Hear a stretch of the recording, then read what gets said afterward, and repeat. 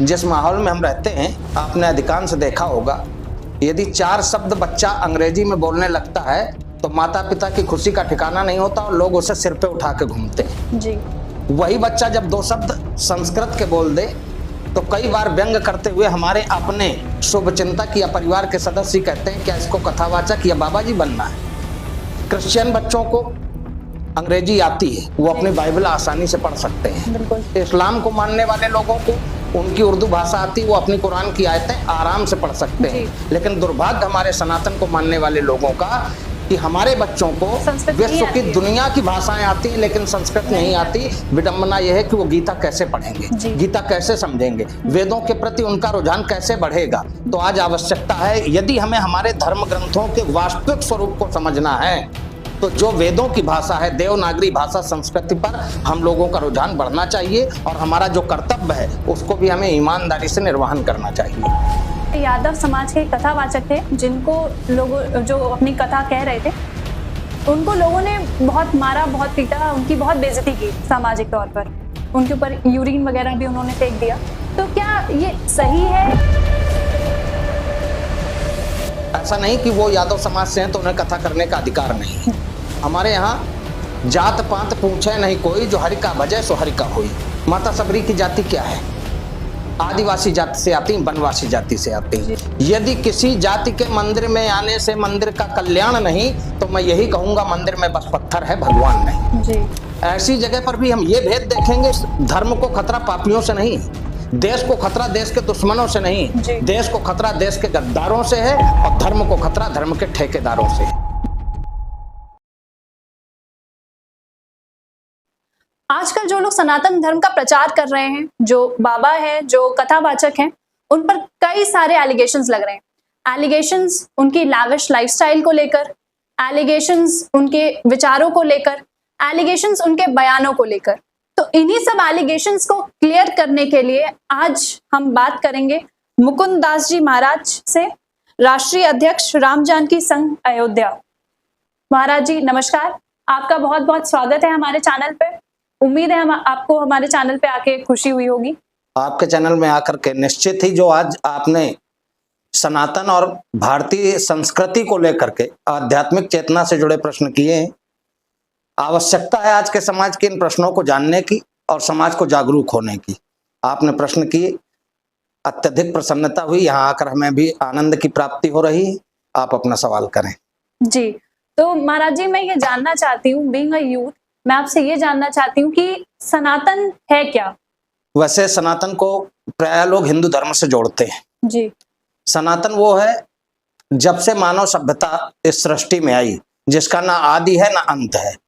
हमारे यहाँ तो सर्वोच्च न्यायालय का भी बयान आया था, एक बार टिप्पणी की गई थी सर्वोच्च न्यायालय के द्वारा, हिंदुत्व जीवन जीने की एक शैली है और संपूर्ण मानवता का यदि कहीं से भी आधार बिंदु प्राप्त करना हो तो केवल और केवल सनातन संस्कृति है। अगर यही बात आप नौजवानों को समझाएं तो आप कैसे समझाएं? क्योंकि मुझे तो समझ में नहीं आया। हाँ बिल्कुल नहीं आया होगा जी। विभिन्न मत, पंथ, संप्रदाय और धर्म पूरे विश्व में है जी। कोई किसी को मानता है, कोई किसी को मानता है। पर्टिकुलर ना हम हिंदुत्व ना सनातन की बात करें, यदि सबका दर्शन किया जाए तो सर्व कल्याण की भावना यदि कहीं से देखने को मिलती है तो एक सनातन है। आप किसी भी दूसरे धर्म मजहब पंथ में जाकर के देखिए, वहां उनकी प्रार्थना केवल और केवल अपने लोगों के लिए होती है, जबकि हमारे सनातन में कहा जाता है प्राणियों में सद्भावना हो, विश्व का कल्याण हो। छोटी पूजा हो या हमारे यहाँ कोई बड़े यज्ञ के आयोजन हो, उसके समापन में यदि प्रार्थना के बाद परमात्मा से कुछ मांगने का समय आता है तो सनातन को मानने वाला या सनातन धर्म को जीवन में जीने वाला व्यक्ति हमेशा कहता है सर्वे भवन्तु सुखना सर्वे सन्तु निरामया सर्वे भद्राण पश्यन्तु मा कश्चित् दुर्भाग भवेत्। हम सबके कल्याण की कामना करते हैं, विश्व का कल्याण हो, प्राणियों में सद्भावना हो। ये केवल और केवल सनातन संस्कृति और सनातन धर्म में ही आपको देखने को मिलेगा। तो महाराज जी मेरा आपसे प्रश्न ये है कि हमें सनातन धर्म को हमें समझाने के लिए कथावाचक तो है ही, अन्य गुरु भी हैं, लेकिन पढ़ने से, किताब पढ़ने से हमें ज्यादा समझ में आएगा। तो उसमें संस्कृत का महत्व कहीं ना कहीं है, लेकिन ये भी मैं मानती हूँ कि स्कूल्स में संस्कृत पढ़ाई जाती है, लेकिन क्या आपको नहीं लगता कि मंदिरों में भी संस्कृत पढ़ाने की परंपरा को बढ़ाना चाहिए, मतलब शुरू करना चाहिए? बिल्कुल, आपका सवाल सही है। हमारी परंपराओं में ये चीजें होनी चाहिए। मंदिर तक तो हम बाद में पहुंचते हैं। किसी भी व्यक्ति के जीवन में प्रथम पाठशाला परिवार को माना गया है। इसकी शुरुआत क्यों ना हम घर से करें। जी। जिस माहौल में हम रहते हैं, आपने अधिकांश देखा होगा, यदि 4 शब्द बच्चा अंग्रेजी में बोलने लगता है तो माता पिता की खुशी का ठिकाना नहीं होता और लोग उसे सिर पे उठा के घूमते हैं। जी। वही बच्चा जब 2 शब्द संस्कृत के बोल दे तो कई बार व्यंग करते हुए हमारे अपने शुभचिंतक या परिवार के सदस्य कहते हैं क्या इसको कथावाचक या बाबा जी बनना है। अंग्रेजी तो यही तो आप तो हमारी नजरों में यही तो आपकी जिम्मेदारी है कि इस विषय पे आप दूसरों को अवेयर करें। हमने क्या कहा कि मंदिर बाद में आते हैं, परिवार प्रथम पाठशाला है। हम तक तो व्यक्ति चल करके बाद में आएगा ना, तो उसकी नींव कहां से पड़ेगी? परिवार से पड़ेगी। हमारे पास तक चल करके जब आएगा तब हमारा कर्तव्य हो जाता है, फिर हमारी जिम्मेदारी बन जाती है सनातन तो संस्कृति। कई परिवार तो आपको भी सुन रहे हैं, तो आपसे उनको ये अवेयरनेस क्यों नहीं मिल रही है? कई परिवार आपको सुन रहे हैं, कई परिवार बिल्कुल सुन रहे हैं, हमको नहीं लाखों कथावाचकों को सुन रहे हैं। जी बिल्कुल। तो आप लोगों की जिम्मेदारी नहीं बनती है कि उन लोगों को अवेयर किया जाए? बिल्कुल जिम्मेदारी बनती है, और सबसे पहला कर्तव्य फिर हम लोगों का बन जाता है, जो परिवार हम लोगों से जुड़े होते हैं। भारतीय संस्कृति, भारतीय सभ्यता का प्रचार प्रसार कैसे हो और वैदिक जो पद्धति रही है उसके प्रति समाज का रुझान कैसे बढ़े, इसके लिए हम लोग समय समय पर घरों में जाकर के, परिवारों के बीच बैठ करके इसके छोटे छोटे सेमिनार भी आयोजित करते हैं, और छोटे कार्यक्रम जैसे सुंदरकांड आपने सुना होगा, घंटे 2 घंटे का कार्यक्रम आयोजित करा करके, जिसमें मात्र और मात्र 3 श्लोकों से मंगलाचरण प्रारंभ होता है, लेकिन वो शब्द संस्कृत के होते हैं। उसका हम लोगों का उद्देश्य यही होता है कि जो देवनागरी भाषा, जैसे हमारे समाज में विभिन्न धर्मों को लोग कोसने लगते हैं, वो धर्म ऐसा, वो धर्म ऐसा है। आप विचार करना, क्रिश्चियन बच्चों को अंग्रेजी आती है, वो अपनी बाइबल आसानी से पढ़ सकते हैं। बिल्कुल। इस्लाम को मानने वाले लोगों को उनकी उर्दू भाषा आती है, वो अपनी कुरान की आयतें आराम से पढ़ सकते हैं। लेकिन दुर्भाग्य हमारे सनातन को मानने वाले लोगों का कि हमारे बच्चों को विश्व की दुनिया की भाषाएं आती हैं लेकिन संस्कृत नहीं आती। विडंबना यह है कि वो गीता कैसे पढ़ेंगे, गीता कैसे समझेंगे, वेदों के प्रति उनका रुझान कैसे बढ़ेगा। तो आज आवश्यकता है, यदि हमें हमारे धर्म ग्रंथों के वास्तविक स्वरूप को समझना है, तो जो वेदों की भाषा है, देवनागरी भाषा संस्कृति पर हम लोगों का रुझान बढ़ना चाहिए, और हमारा जो कर्तव्य है उसको भी हमें ईमानदारी से निर्वहन करना चाहिए। महाराज जी, मैं आपसे बहुत छोटी हूँ, लेकिन इतनी बात मुझे भी पता है कि हमारे भगवान ने हमसे कहा है कि इंसान की पहचान उसकी जात से नहीं, उसके कर्मों से होती है। तो अभी इटावा में हाल फिलहाल ही एक केस हुआ है जिसमें यादव समाज के कथावाचक थे, जिनको लोग जो अपनी कथा कह रहे थे, उनको लोगों ने बहुत मारा, बहुत पीटा, उनकी बहुत बेइज्जती की सामाजिक तौर पर, उनके ऊपर यूरिन वगैरह भी उन्होंने फेंक दिया। तो क्या ये सही है या गलत है, क्या है ये? इसके 2 नजरिए हो सकते हैं। सबसे प्रथम दृष्टया वर्तमान समय में हमारा राष्ट्र वेद मार्ग का केवल पालन करता है, लेकिन हमारा देश धर्म से नहीं संविधान से चलता है।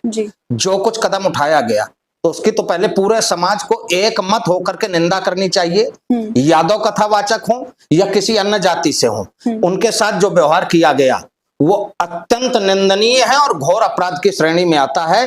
भारतीय संविधान के दायरे में जो कठोर से कठोर कार्रवाई हो, ऐसे व्यक्तियों के ऊपर वो कार्रवाई होनी चाहिए जिन्होंने उनका अपमान करने का प्रयास किया।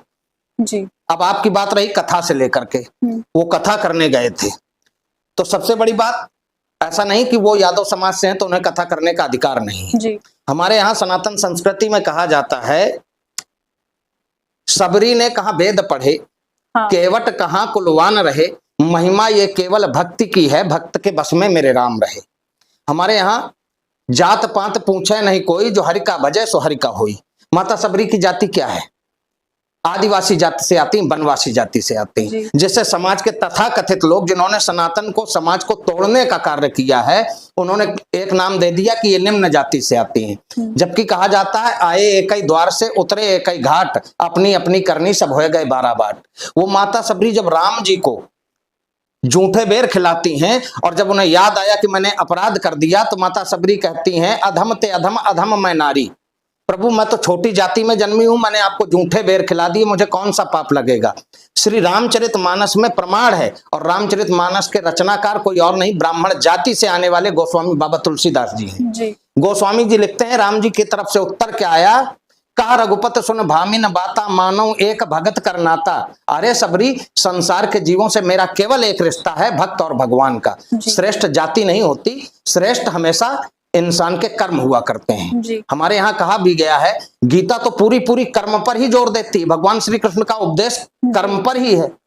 और विशेष रूप से यदि कहा जाए तो आप देखना, मैं तो अपने समाज से एक ही आग्रह करना चाहता हूं, यदि किसी जाति के मंदिर में आने से मंदिर का कल्याण नहीं, तो मैं यही कहूंगा मंदिर में बस पत्थर है, भगवान नहीं। जी। ऐसी जगह पर भी हम ये भेद देखेंगे, जो वेद पढ़े और भेद करे वो इंसान कहलाने के काबिल नहीं, ब्राह्मण तो बहुत श्रेष्ठ बात हो गई। जी। भगवान की कथा में, भगवान की भक्ति में, भगवान के मंदिर में, भगवान के प्रत्येक आयोजन में प्रत्येक व्यक्ति का महत्व है। कोई भी व्यक्ति भगवान की कथा कर सकता है, भगवान की कथा सुन सकता है। आप विचार करना, भागवत कथा भगवान श्री कृष्ण पर आधारित है, और वो कृष्ण जो विदुर के घर में जाकर विदुराणी के छिलके खाते हैं, केले का ढेर लग जाता है। विदुराणी को होश आया, हाथ जोड़ करके निवेदन करने लगी, क्या हुआ मुझसे।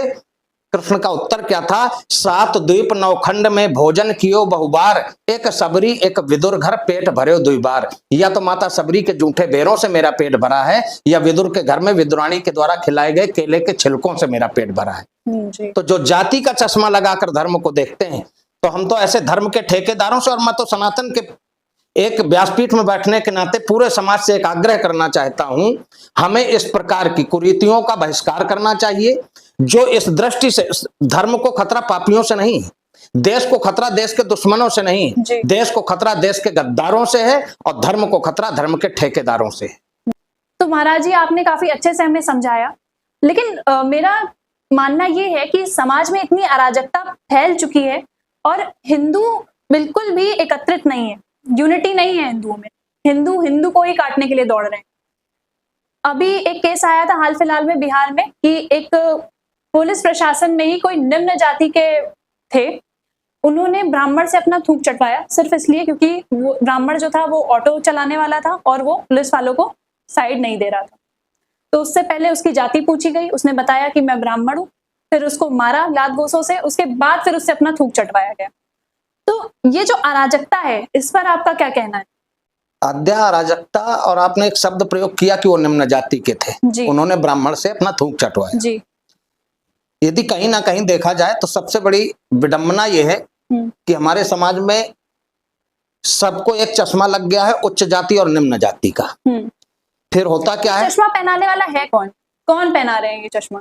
ये चश्मा पहनाने वाले तथाकथित हमारे देश के भ्रष्ट राजनेता हैं, जी, जिनका स्वार्थ सिद्ध ना हो। अभी आपका जो प्रश्न था इटावा को लेकर के, जिसमें प्रशासनिक कानूनी कार्रवाई होनी चाहिए, यहाँ देश के विपक्षी पार्टियां एक पक्ष को बुला करके सम्मानित करके अपनी राजनीतिक रोटियां सेकने लगती। जो काम शासन का होना चाहिए, प्रशासन का और न्यायपालिका का होना चाहिए, केवल और केवल हमारी स्वार्थ सिद्धि होने लगे तो हमारे यहाँ के तथाकथित राजनेता समाज के सबसे बड़े हितैषी बन करके वो स्वयं न्यायाधीश बन जाते हैं। जी। जिसके साथ अपमान हुआ, जिनके साथ अन्याय हुआ, उनको न्याय अदालत देगी या राजनेता देंगे? अदालत। जो लोग संविधान की किताब लेकर के समाज को बांटने का काम करते हैं, सनातन को नीचा दिखाने का काम करते हैं, वही लोग संविधान को एक तरफ करते हुए स्वयं एक पक्ष को बुलाकर, यदि समाज में एकता का संदेश देना था तो मैं ये नहीं कहता कि वहां ब्राह्मण वर्सेस यादव होना चाहिए, दोनों पक्षों को बुला करके और सामंजस्य स्थापित करते हुए समाज में एकता का संदेश देने का प्रयास करना चाहिए था। अब बात आपकी आ गई कि ये फैलाता कौन है। जब तक हमारे देश में प्रत्येक घटनाक्रम के पीछे राजनीतिक रोटियां सेकी जाएंगी, तब तक हमारे समाज के साथ इसी तरह का व्यवहार होगा, क्योंकि भोली भाली हमारी जनता वो नेताओं के षड्यंत्र को नहीं समझ सकती। आप जानते हो कि आपने नाम लिया बिहार का, आपको फिर यह भी पता होगा कि हाल फिलहाल में बिहार राज्य में विधानसभा के चुनाव आने वाले हैं। पहली बात तो मैं इस बात से सहमत नहीं हूं कि वहां उच्च जाति या निम्न जाति, ब्राह्मण से थूक चटवाया गया हो या किसी निम्न जाति के व्यक्ति से जी, थूक बिल्कुल। चटवाया गया हो, ये सब अपराध की श्रेणी में आते हैं। और जिसने भी ऐसा किया हो, केवल ये कह करके पीछा ना छुड़ाया जाए कि हम इस घटना की निंदा करते हैं। शासन प्रशासन और कानूनी दायरे में रह करके ऐसे लोगों के प्रति कठोर कदम उठाने की समाज को आवश्यकता है। तो महाराज जी, जैसे आपने राजनीतिक रोटियां सेकने की बात की, तो हाल फिलहाल में ही बागेश्वर धाम बाबा जी को लेके भी बहुत कंट्रोवर्सी हुई थी। उन पर पूर्व मुख्यमंत्री अखिलेश यादव जी ने टिप्पणी की थी कि बाबा जी अंडर टेबल 50-50 लाख रुपए लेते हैं और उन्होंने बहुत ही लाविश लाइफस्टाइल है उनका, गुची का चश्मा लगाते हैं, प्लेन्स में घूमते हैं। तो इस पर आपके क्या विचार है? ये जो एलिगेशंस लग रहे हैं, ये एलिगेशंस सही है या गलत है? क्योंकि समाज की नजरों में जो बाबाओं की डेफिनेशन है वो ये है कि वो रूखी सूखी रोटियां खाते हैं और जमीन पे सोते हैं, ये है डेफिनेशन। तो ये कितनी सही है, कितनी गलत है, क्या है क्या नहीं है, आप प्लीज हमें बताइए। कभी यदि किसी धार्मिक मंच से कोई कथा व्यास, साधु संत या कोई भी महापुरुष जी राजनीति पर टिप्पणी कर दे, जी तो अक्सर इस तरह के राजनेताओं को आपने ये बोलते जरूर सुना होगा कि यदि इतना ही शौक है राजनीति पर बोलने का तो आकर के राजनीति क्यों नहीं करते, चुनाव क्यों नहीं लड़ लेते। जी अब यदि पूर्व मुख्यमंत्री अखिलेश जी से यह सवाल किया जाए कि इतना ही संतत्व को जानना है तो राजपाट त्याग करके जरा संत मार्ग पर 4 कदम बढ़ करके तो देखें। सैफई महोत्सव जब होता था, पानी की तरह पैसा अश्लीलता में बहाया जाता था। जी शायद अखिलेश जी को वो भूल गया होगा। जी अखिलेश जी 50 लाख रुपए अंडर टेबल कौन लेता है कौन नहीं लेता, पहली बात तो इसका कोई प्रमाण नहीं। 50 लाख रुपए लेते बाबा बागेश्वर उनको याद आ जाते हैं, नजर आ जाते हैं। बाबा बागेश्वर बुंदेलखंड के उस बीहड़ क्षेत्र में जी कैंसर जैसा हॉस्पिटल का निर्माण करा रहे हैं। शायद अखिलेश जी इस बात पर अपनी नजर या तो डालना नहीं चाहते या जानते हुए भी ऐसे विषयों को नजरअंदाज करना चाहते, चूंकि यदि ऐसे विषयों पर बोलेंगे तो एक धर्माचार्य, एक युवा संत का महिमा मंडन होगा। उन्हें महिमा मंडन नहीं, उन्हें तो सनातन को नीचा दिखाना है। तो सनातन के एक सेवक का किसी बहाने से कहीं से उन्हें मौका मिले, वो कोई कसर नहीं छोड़ना चाहते अपमान करने की। आप बागेश्वर बाबा से मिले? प्रतिवर्ष उनके यहाँ गरीब कन्याओं के विवाह का आयोजन होता है। जी इसी वर्ष हमारी भेंट उस दिन हुई जिस दिन देश की महामहिम राष्ट्रपति जी का आगमन उनके आश्रम में हुआ। अच्छा। गढ़ा बालाजी धाम में राष्ट्रपति जी का कार्यक्रम चल रहा था। हमने स्वयं जाकर के वहां देखा। जी पंडित धीरेन्द्र कृष्ण शास्त्री जी के द्वारा बागेश्वर सरकार का कोई भी अनुयायी या उनका कोई भी संदेश आप ऐसा नहीं उठाकर देख सकते जिसमें उन्होंने बांटने की बात कही हो। बाबा बागेश्वर तो सनातन और समाज को एकजुट रखने का भरसक प्रयास कर रहे हैं और इसी क्रम में उन्होंने एक पदयात्रा लंबी निकाली थी। आपको अतिशीघ्र इस बात की भी जानकारी मिल जाएगी। वृंदावन से दिल्ली तक दूसरी उनकी सनातन जोड़ो पदयात्रा प्रारंभ होने जा रही, जो सनातन की सेवा करे, समाज की सेवा करे, गरीब कन्याओं के विवाह में बढ़ चढ़ करके अपनी भूमिका को सुनिश्चित करे, जो कैंसर जैसी लाइलाज बीमारी के लिए बीहड़ और गरीब क्षेत्र में ऐसे अस्पताल का निर्माण कराने का कार्य करे, जो बड़े बड़े राजनेताओं के भी बस की बात नहीं। जी अखिलेश जी ने या यहाँ के पूर्व मुख्यमंत्री मायावती जी ने दुनिया के स्टेच्यू तो बनवाए होंगे, दुनिया के पार्कों का निर्माण कराया होगा। जी यदि अस्पताल का निर्माण हुआ होगा तो सरकारी बजट से हुआ होगा। बाबा बागेश्वर अपने कथा कार्यक्रमों से कैंसर जैसे हॉस्पिटल का निर्माण करा रहे हैं। हमारे राजनेता ये देखना क्यों भूल जाते हैं? जी बिल्कुल सहमत हूं मैं आपके जवाब से। तो जैसा कि बाबा जी आपने कहा कि बागेश्वर धाम बाबा जी सनातन को जोड़ने का कार्य कर रहे हैं और मैं सहमत हूं आपकी इस बात से, लेकिन कई ऐसे लोग भी हैं जो सनातन को डिफेम कर रहे हैं। जैसे अभी लेटेस्ट एग्जांपल हम ले अभिनव अरोड़ा का।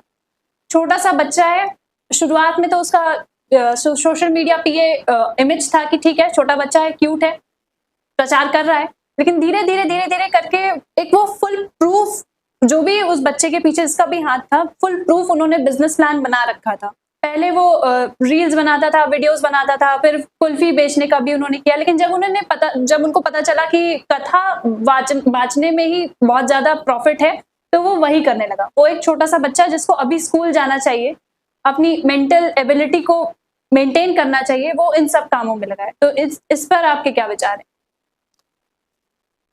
सर्व स्वीकार्य एक ग्रंथ है हमारे सनातन धर्म में जिसका नाम है रामचरितमानस। जी गोस्वामी जी लिखते हैं रामचरितमानस में, जड़ चेतन गुण दोषमय सृष्टि कीन करतार। इस संसार में अच्छाई भी है, बुराई भी है। जी। सकारात्मक और नकारात्मक दोनों पक्ष देखने पड़ेंगे हमें आपको। कहीं भी देखना, जिस समुद्र मंथन से जहर निकला उसी समुद्र मंथन से अमृत की भी प्राप्ति होती है।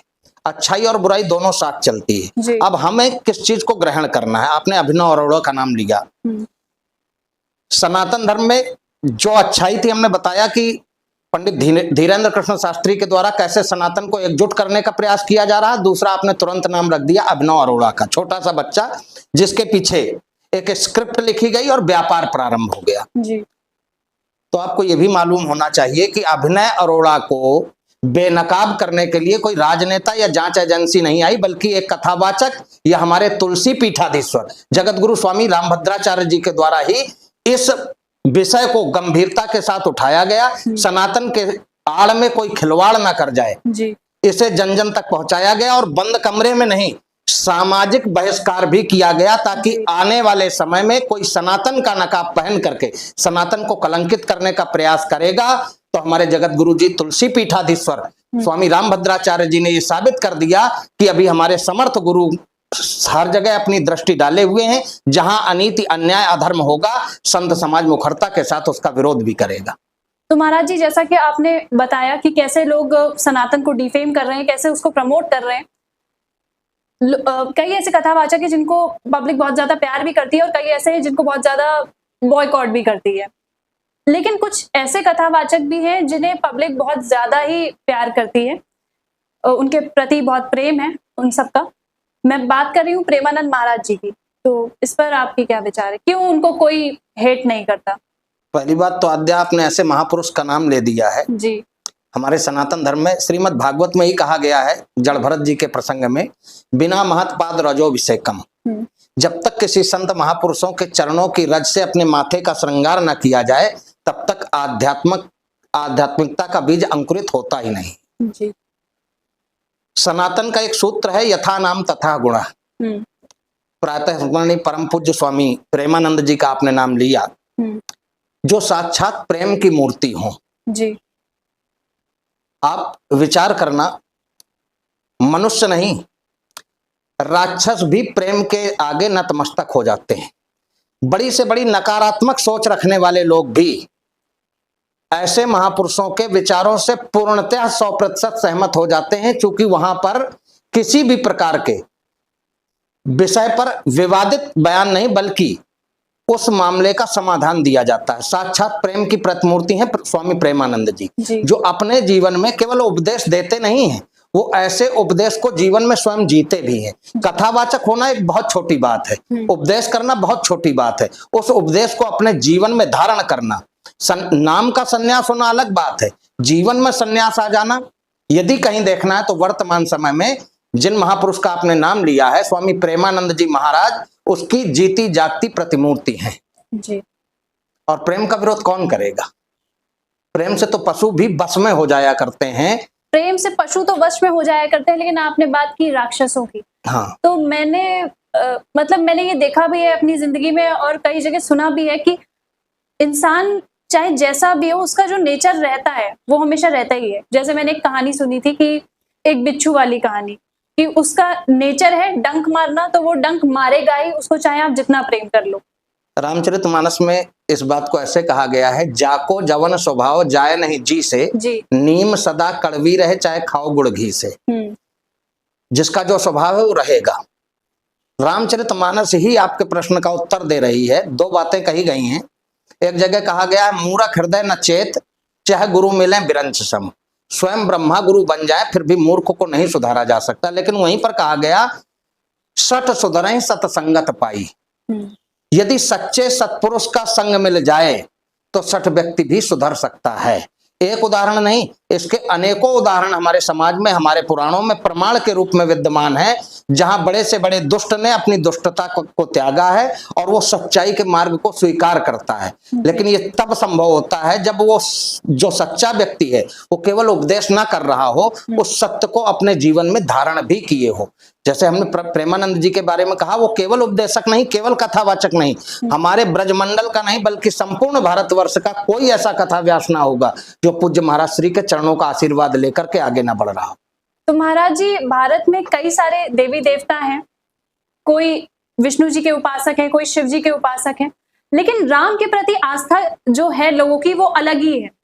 तो ऐसा क्यों है? कहा जाता है कि शिव जी भी जब ध्यान में होते हैं, ध्यान लगाते हैं, तो वो राम जी का ही नाम लेते हैं। तो ऐसा क्यों है कि राम जी के प्रति आस्था इतनी ज्यादा है, हम भक्तों की भी और स्वयं ईश्वर की भी?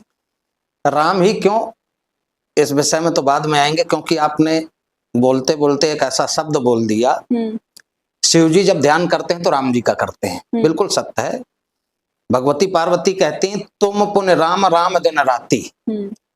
शिव जी समाधि से जब बाहर आते हैं तो प्रमाण मिलता है रामचरितमानस में, राम नाम शिव सुमिरन लागे, जाना सती जगत पति जागे। जी। माता पार्वती तब समझती थी जब राम नाम के उच्चारण की ध्वनि सुनती थी, तब उन्हें पता लगता था साधना से बाबा बाहर आ गए। लेकिन ऐसा नहीं कि केवल राम जी का ध्यान शिव जी करते हैं, राम जी भी शिव जी की पूजा करते हैं। लिंग थाप विधिवत कर पूजा, शिव समान प्रिय मोहि न दूजा। ये शब्द रामेश्वरम स्थापना के समय स्वयं भगवान श्री राम के हैं। अब बात की राम ही क्यों, तो आप स्पष्ट समझ लेना, समाज में संग्रह को महत्व नहीं दिया गया, बल्कि त्याग को ज्यादा महत्व दिया गया। त्याग दी हर कामना निष्काम बनने के लिए, 8 पहर तक तपा दिन शाम बनने के लिए, घर द्वार प्रेम अपनापन ममता दुलार, श्री राम ने त्यागा बहुत है राम बनने के लिए। राम ने त्यागा बहुत है श्री राम बनने के लिए। हिंद में प्रतिवर्ष आती है नवमी राम की, राम का सुमिरन करा जाती है नवमी राम की। किस तरह से माँ बाप का सत्कार करना चाहिए, किस तरह से भाई को अपने भाई से प्यार करना चाहिए, राम के यह आदर्श गुण बता जाती है नवमी राम की। राम का सुमिरन करा जाती है नवमी राम की। आप कह रहे हो आखिर राम ही क्यों? संपूर्ण मानवता की आधारशिला है मर्यादा पुरुषोत्तम भगवान श्री राम का आदर्श जीवन चरित्र। जी। आपने भारत की भावनाओं में जन जन में एक बात सुनी होगी, बहुत महिलाएं ऐसी होंगी जिन्होंने पतिव्रत धर्म का पालन किया होगा। एक उदाहरण ऐसा नहीं बता सकते जिसमें पत्नी व्रत धारण किया गया हो। यदि किसी ने पत्नी व्रत धारण किया है तो वो है मर्यादा पुरुषोत्तम भगवान श्री राम। जी। दुनिया में आपने बहुत से राजा देखे होंगे, समय आया जब राज्याभिषेक का राज सिंहासन में बैठने का, तो प्रसन्न होकर स्वयं राजा बैठ गया। पूरी धरती के एकमात्र राम राजा ऐसे हैं, जब उनका राज्याभिषेक हुआ तो अपनी जीवन संगिनी धर्म पत्नी मां जानकी को साथ लेकर राज सिंहासन पर बैठे। यानी उन्होंने बताया कि देश की आधी आबादी या मात्र शक्ति का सम्मान कैसे करना चाहिए। राम ने मुंह से कहा नहीं, उसे कर करके पृथ्वी में साक्षात प्रमाण के रूप में स्थापित कर दिया। आने वाली पीढ़ियां इस बात को स्मरण रखें। आने वाली पीढ़ियां इस बात को स्मरण रखती हैं, मुझे तो याद है। लेकिन मेरा सवाल आपसे ये है कि बाद में जब जानकी जी ने धरती में समा गई थी तो वो क्या स्टोरी थी? क्या मतलब ऐसा जो स्टोरी थी जो मुझे पता है वो ये थी कि अग्नि परीक्षा से उन्हें गुजरना था, लेकिन राम जी बहुत प्रेशर में थे अपनी प्रजा की कि उन्हें अग्नि परीक्षा देनी चाहिए जानकी जी को। तो फिर उन्होंने समाज के कलंक से वो तंग आ गई और फिर उन्होंने समाधि ले ली। तो इस बात का क्या संदेश जा रहा है समाज में? प्राचीन विद्वानों में कहें तो वशिष्ठ जी को कभी पढ़िएगा जी। रामायण सतकोट अपारा, नाना भांत राम अवतारा। ये गोस्वामी तुलसीदास जी लिखते हैं। रामायण एक नहीं, महर्षि वाल्मीकि के द्वारा लिखी गई, वशिष्ठ जी के द्वारा वशिष्ठ योग रामायण लिखी गई जी। तुलसीदास जी के द्वारा रामचरितमानस की रचना हुई, और भी बहुत सी अध्यात्म रामायण है, बरवय रामायण है, आनंद रामायण है, अनेकों रामायण है जी। जब आप वशिष्ठ जी को पढ़ेंगे और अगर कहें तो वर्तमान समय में भारत में जो जन जन तक राम को पहुंचाने के काम कर रहे हैं, कवि समाज से आते हैं। आपने कुमार विश्वास को कभी सुना होगा, अपने अपने राम। प्राचीनता में जाए तो वशिष्ठ जी को प्रमाण के रूप में लीजिए, वर्तमान में आए तो मैंने डॉक्टर कुमार विश्वास का नाम लिया जी। शाम्बुक वध और सीता निर्वासन जैसी घटना कोई घटी ही नहीं। एक षड्यंत्र के तहत आने वाली पीढ़ियां राम जैसे आदर्श को कलंक की दृष्टि से कैसे देखें, ये षड्यंत्र के साथ ही दुस्साहस किया गया। अब इसका प्रमाण क्या है? तो प्रमाण के रूप में हम केवल इतना कहना चाहते हैं, कहते जिसको ताजमहल था कभी हमारा पुण्य शिवाला जी। कहते जिसको ताजमहल था कभी हमारा पुण्य शिवाला, कुछ विध्वंस किए उन्होंने कुछ का नाम बदल डाला, तक्षशिला नालंदा फूके मथुरा काशी धाम हमारे, उस पुण्य भूमि पर भी आपत्ति जहां प्रगटे प्रभु राम हमारे। जी। ये शाम्बुक वध एक चौपाई आपने सुना होगा, बड़े भ्रांति के रूप में समाज में परोसी जाती है। ढोल गमार शूद्र पशुनारी सकल ताड़ना के अधिकारी। इसका अर्थ कोई नहीं समझना चाहता। ताड़ने का मतलब पीटने के अधिकारी नहीं है। ढोल गंवार शूद्र पशु और नारी, इन सब पर दृष्टि रखनी चाहिए। ढोल बजाना सीखना है तो नजर रखनी पड़ेगी। कभी पूर्वांचल में जाएंगे, अवध क्षेत्र में जाएंगे, विभिन्न भाषा शैलियों में इस ग्रंथ की रचना हुई है। अवधी भी है, ब्रज की भाषा भी है और बुंदेली शैली का भी प्रयोग किया गया है। अवध में आप जाओगे तो लोग आम बोलचाल में कहेंगे, भैया इतनी देर से किसको ताड़ रहे हो, यानी किस पर नजर लगाए बैठे हो। ढोलक बजाना सीखना है तो नजर रखनी पड़ेगी। दूसरा शब्द आता है गंवार, ढोल के बाद गंवार। गंवार का मतलब दुष्ट। परिवार में 4 बच्चे हों, 3 सज्जन हो, 1 दुष्ट हो, नजर किस पर ज्यादा रखोगे? गंवार पर। गंवार पर, क्योंकि जब भी कोई हरकत करेगा तो वही करेगा। सज्जन से खतरा नहीं, आपको दुर्जन से खतरा है, यानी दुष्ट पर नजर रखनी बहुत जरूरी है। ढोल गंवार। तीसरा शब्द आता है शूद्र। शूद्र का मतलब कोई जाति नहीं होता, शूद्र का मतलब होता सेवक। जब भी आपके घर में कोई घटना होगी, बड़ा लूटकांड होगा, तो आपके घर के किसी न किसी सेवक का उसमें हाथ जरूर पाया जाएगा। उस पर भी नजर रखना बहुत आवश्यक है। ढोल गंवार शूद्र। इसके बाद चौथा शब्द आता है पशु। पशु को नहीं पता कि खेत आपका है या पड़ोसी का है जी। तो पशु पे नजर रखनी। पड़ोसी के खेत में जाएगा तो झगड़ा जरूर होगा। पशु पर नजर रखनी। अब शब्द आता है नारी। आप कहेंगे नारी पर नजर रखना क्यों आवश्यक है? तथा कथित धर्म के नाम पर जब भी कोई आडंबर रचा जाता है तो बुरा मत मानिए, क्योंकि आप भी बहन बेटी हैं। हमारे घर की माताएं बहनें बड़ी जल्दी उनकी शिकार हो जाती हैं। जंगल न होता तो मोर कहाँ रहते, संत न होता तो चोर कहाँ रहते। बड़े से बड़ा अपराधी इसी ड्रेस में घूम रहा है। घरों में आए, आपने भोजन के लिए आमंत्रित किया और उनको मौका मिला, घर का पुरुष इधर उधर हुआ, उन्होंने धीरे से बहन जी से कह दिया कि आपके पति पर काल मंडरा रहा है, शनि की 7.5 चल रही है। हमारे घर की बहन बेटियां मंगलसूत्र बेच देती हैं, बस पति हमारा सुरक्षित रहना चाहिए। शिकार कौन बनाता है? आया हुआ वो दुराचारी। बनता कौन है? माँ बहन बेटियां, क्योंकि उन्हें भावनाएं उनकी इतनी कोमल हृदय इतना है, परिवार सुरक्षित रहना चाहिए, लुट रहे हैं लुट जाना स्वीकार है जी। तो माँ बहन बेटियों पर भी नजर रखना बहुत आवश्यक है। यात्रा के समय राम जी जब नाव में बैठते हैं तो स्वयं पहले नहीं बैठते, सिया ही चढ़ाए चढ़े रघुराई। पहले माता जान, ऐसा नहीं कि जानकी जी इतनी कोमल थी कि बैठ ना पाती, लेकिन यात्रा में यदि बच्चा बुजुर्ग या महिला साथ में यात्रा कर रही हो तो पहले उन्हें वाहन में बैठाएं, फिर खुद बैठना चाहिए। ये रामायण सिखाती है। तो शाम्बुक वध और जानकी जी की अग्नि परीक्षा एक षड्यंत्र के तहत डाली गई। जन जन के हृदय में विकृति कैसे पहुंचे। राम जैसा आदर्श पूरे विश्व में कोई नहीं था, ऐसे राम पर लोग कलंक कैसे लगाएं। कोई पुस्तक आप लिख रहे हो, ठीक, आखिरी में आप लिखो विषय समाप्त किया जाता है, इसका मतलब आपने एंड कर दिया। उसके बाद फिर कुछ लिखा गया तो इसका मतलब वो जोड़ा गया जी। जहां तक राम राज्याभिषेक किया, इसके बाद इति श्री शब्द का संबोधन महर्षि वाल्मीकि ने किया। अब जब इति श्री कर दी, यानी किसी चीज को संपन्न कर दिया, समाप्त कर दिया, उसके बाद जब विषय जोड़ा जाएगा तो षड्यंत्र की बू आएगी या नहीं आएगी? जी बिल्कुल। जो राम राज सिंहासन में सीता को बैठा दे, जो राम चित्रकूट में वनवास के दिनों में भी एक बार चुन कुसुम सुहाए निज कर भूषण राम बनाए अपने हाथ से सीता का श्रृंगार कर रहे हूं, वो राम किसी के कहने पर सीता जैसी पत्नी का वो भी गर्भावस्था में त्याग कर देंगे? सही बात। समाज बटे कैसे? जिसकी तुलना में दूसरा चरित्र कोई स्थापित कर ही नहीं पाया कि राम की बराबरी में किसको खड़ा करें। अब क्या करें? लोग करते हैं ना, आपसे बड़ी लाइन नहीं खींच सकते तो कोशिश करते हैं आप वाली मिटा दी जाए। तो राम पर ऐसे ऐसे आक्षेप लगा दिए जाए कि राम को मानने वालों को ही राम पर संदेह होने लगे। जो सौतेली माँ के कहने से कैकेयी कहती तापस वेश विशेष उदासी 14 वर्ष राम बनवासी, राम जी का उत्तर पता क्या था जी? सुन जननी सोई सुत बड़ा भागी जो पितुमात बचन अनुरागी। हे माँ, वह पुत्र बड़ा भाग्यशाली है जो माता पिता की आज्ञा का पालन करे। आप विचार करना, जो सौतेली माँ को इतना सम्मान दे सकता है वो अपने जीवन साथी के साथ ऐसा व्यवहार कर पाएगा? जिसे फूल तोड़ने में भी तकलीफ होती हो, वो किसी के दिल को तोड़ पाएगा? सही बात है। गला काट पाएगा? तो बस हम उसके कैरेक्टर को देखें और अपने आप कुछ अपने बुद्धि दी ना भगवान ने, सोचें उचित क्या है और अनुचित क्या है।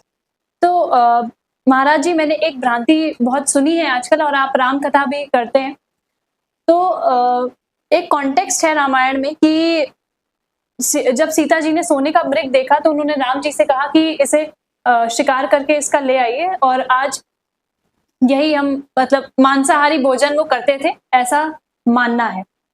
तो इस पर आपके क्या विचार है? आप कह रहे हैं कि ऐसा मानना है, तो पहली बात, जो रामायण से इतना सीखना चाहते हैं, जिस जगह की ये घटना है उससे आगे और उसके पीछे की एक दो चौपाइयां अगर पढ़ लेते हो तो शायद उनका चश्मा अपने आप उतर जाता, जी। भ्रम दूर हो जाता। फिर भी आपने प्रश्न किया है, तो इससे पहले भी राम जी आखेट करने गए हैं। वन की लीला तो है ही, वन से पहले भी राम जी ने मृग का शिकार किया है, पर्टिकुलर हिरन मारे गए हैं। अब ये कथा क्या है? अध्यात्म रामायण में इसका ये प्रसंग आता है। मतंग ऋषि के श्राप से कुछ महात्मा श्रापित थे, और श्राप क्या लगा था कि तुम्हारा मन मृग यानी हिरन के जैसा चंचल है, जाकर के हिरन बन जाओ।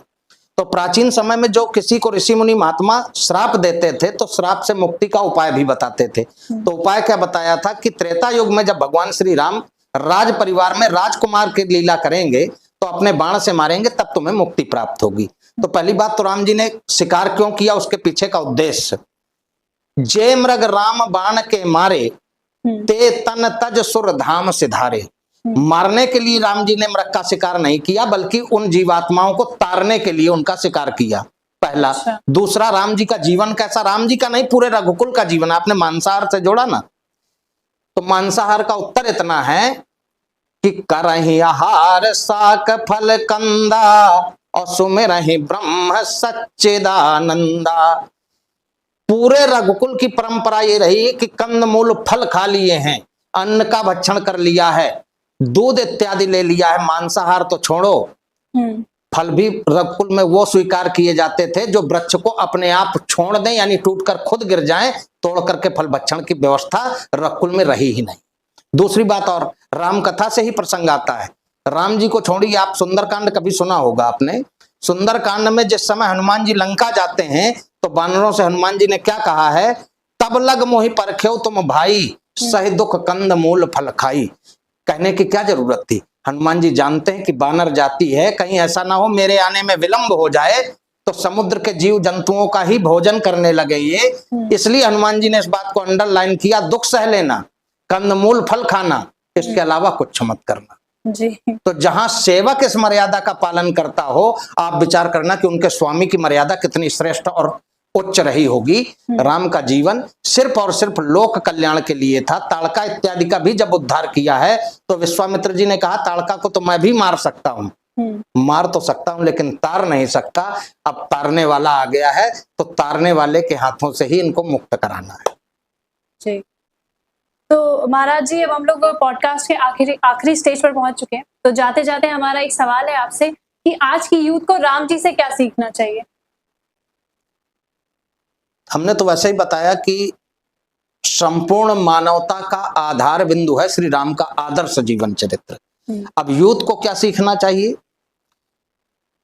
तो वैसे तो राम जी का एक एक जीवन का कदम पूरे समाज के लिए प्रेरणा है जी। यदि मुझसे सार रूप से कोई जानना चाहे कि राम से सीखने लायक क्या है, तो हमारे राष्ट्र की जो संस्कृति है, हमारे यहाँ चित्र नहीं चरित्र पूजा गया है, हमारे यहाँ व्यक्ति नहीं व्यक्तित्व की उपासना की गई है। तो राम से चरित्र निर्माण की सीख लेकर के, और जो रामायण का सूत्र कहता है कि जननी सम समझो पर नारी और धन परावो विष ते विष भारी। दूसरी की माँ बहन बेटी को माँ की दृष्टि से देखना चाहिए और दूसरे के धन को जहर समझ करके त्यागने की कोशिश करनी चाहिए। यही रामचरित्र से हमारे पूरे समाज को प्रेरणा लेने की आज की प्रमुख आवश्यकता है। जी महाराज जी, आप आए, आपने हमारे लिए टाइम निकाला, उसके लिए बहुत बहुत धन्यवाद। और मैं चाहूंगी कि आप जाते जाते हम सभी को आशीर्वाद दे के जाइए। वैसे तो हम में इतनी सामर्थ्य नहीं कि हम आशीर्वाद देने की अभी क्षमता रखते हों। अपने आराध्य श्री सीताराम जी के चरणों में प्रार्थना यही, श्री सीताराम जी कृपा करें, हनुमान जी करें रक्षा, और मेरे भगवान की कृपा से आपके जीवन में सब कुछ हो बहुत ही अच्छा। धन्यवाद। ऐसी मंगल कामनाओं के साथ बहुत बहुत साधुवाद, बहुत बहुत आशीर्वाद।